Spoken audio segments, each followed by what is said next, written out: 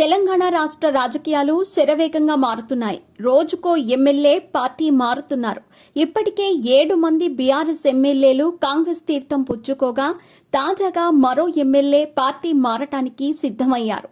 MLA Prakash Goud సైతం కాంగ్రెస్ గూటికి చేరటానికి ready అయ్యారు. శుక్రవారం ఆయన సీఎం రేవంత్ రెడ్డి సమక్షంలో కాంగ్రెస్ పార్టీలో చేరనున్నారు. ఇదిలా ఉంటే మాజీ మంత్రి ఎమ్మెల్యే మల్లారెడ్డి సైతం పార్టీ మారుతున్నారనే ప్రచారం జరుగుతోంది. తెలంగాణ రాష్ట్ర రాజకీయాల్లో మల్లారెడ్డికంటూ ప్రత్యేక గుర్తింపు ఉంది. 2014 ఎన్నికల్లో టీడీపీ తరపున తొలిసారి ఎమ్మెల్యేగా విజయం సాధించారు ఆయన. ఆ తర్వాత జరిగిన రాజకీయ పరిణామాలతో ఆయన అప్పటి టీఆర్ఎస్ పార్టీలో చేరారు. 2018 ఎన్నికల్లో మరోసారి ఎమ్మెల్యేగా విజయం సాధించి కేసీఆర్ మంత్రివర్గంలో చోటు దక్కించుకున్నారు. మంత్రిగా ఉన్న సమయంలో రేవంత్ రెడ్డిపై తీవ్ర విమర్శలు చేశారు ఆయన. పరుష పదజాలంతో ఇప్పటి సీఎంపై రెచ్చిపోయారు. అయితే ఎన్నికల్లో బీఆర్ఎస్ ఓడిపోవడంతో కాంగ్రెస్ ప్రభుత్వానికి మల్లారెడ్డి ఒక్కసారిగా టార్గెట్ అయ్యారు. మల్లారెడ్డికి సంబంధించిన కాలేజీలు, బిజినెస్లపై కాంగ్రెస్ ప్రభుత్వం కొరడా జొలిపించింది. దీంతో ఆయన ఉక్కిరిబిక్కిరవుతున్నారు. ఈ క్రమంలో ఆయన పార్టీ మారాలని ప్రయత్నిస్తున్నారని తెలుస్తోంది. కాంగ్రెస్ ప్రభుత్వ దాడుల నుంచి బయటపడటానికి తొలుత ఆయన బీజేపీలో చేరాలని ప్రయత్నించారు. అయితే మల్లారెడ్డి చేరికపై బీజేపీ అధిష్టానం సానుకూలంగా స్పందించకపోవడంతో ఆయనకు టీడీపీ ఆప్షన్గా కనిపించింది.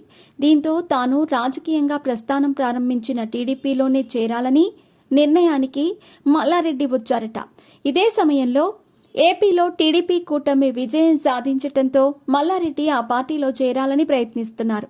ఈ మేరకు ఆయన ఇప్పటికే టీడీపీ అధిష్టానానికి రాయబారం కూడా పంపినట్టు సమాచారం. తెలంగాణలో టీడీపీకి పెద్దగా బలం లేకపోయినా తనకు ప్రభుత్వం నుంచి ఇబ్బందులు లేకుండా ఉండాలంటే టీడీపీలో చేరటమే మంచిదని మల్లారెడ్డి భావిస్తున్నారు. తెలంగాణలో టీడీపీకి సరైన నాయకత్వం లేకపోవటం తనకు కలిసి వస్తుందని మల్లారెడ్డి లెక్కలు వేసుకుంటున్నారు.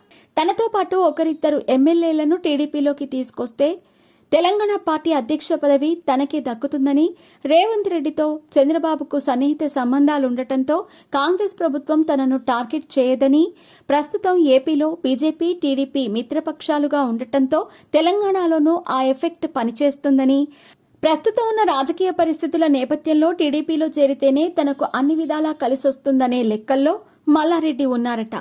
అన్ని అనుకున్నట్టుగా జరిగితే కొద్ది రోజుల్లోనే మల్లారెడ్డి టీడీపీ తీర్థం పుచ్చుకోవటం ఖాయంగా కనిపిస్తోంది. మరి మల్లారెడ్డి బీఆర్ఎస్ను వీడి టీడీపీలో చేరుతారో లేదో చూడాలి.